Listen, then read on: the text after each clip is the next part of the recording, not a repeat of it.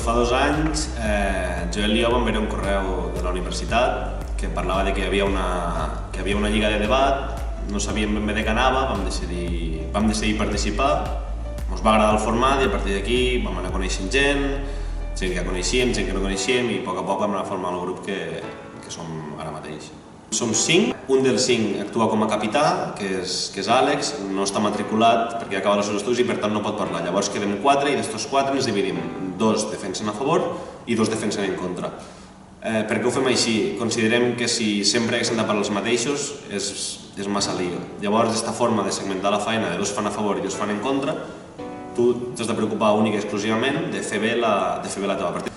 Però sí que és cert que aprens molt, és a dir, coses en les que no creus o que et pareixen autèntiques locures, és a dir, quan t'informes, investigues i trobes informació pots arribar a pensar, potser no compartir-la, però a pensar que allò té un fonament detrás, és a dir, és un bagatge cultural molt gran i que ja no només a nivell acadèmic, sinó a nivell professional te dona molt.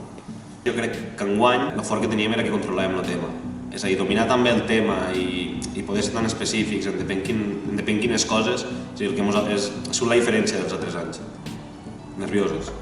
La veritat és que són nervis però agradables, és a dir, una sensació que vols viure. És a dir, tu quan fas aquest tipus de coses aspires a... o sigui, penses a arribar aquí. Jo personalment vaig tindre ganes de plorar.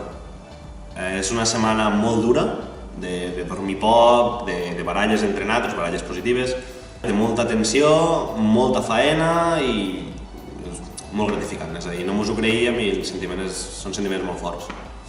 Quan vam acabar vam dir que no, vam dir, bueno, hasta aquí, ja no podem fer més, però la veritat és que estem segurs, falta un any per tornar allà a una lliga de debat, llavors estem segurs que tornarem a tindre el mono, però crec que per voluntat pròpia, ara ja parlo en nom de tot l'equip, crec que amb voluntat pròpia i després del que hem viscut aquest any, crec que estic segur que sí, que tornarem a participar.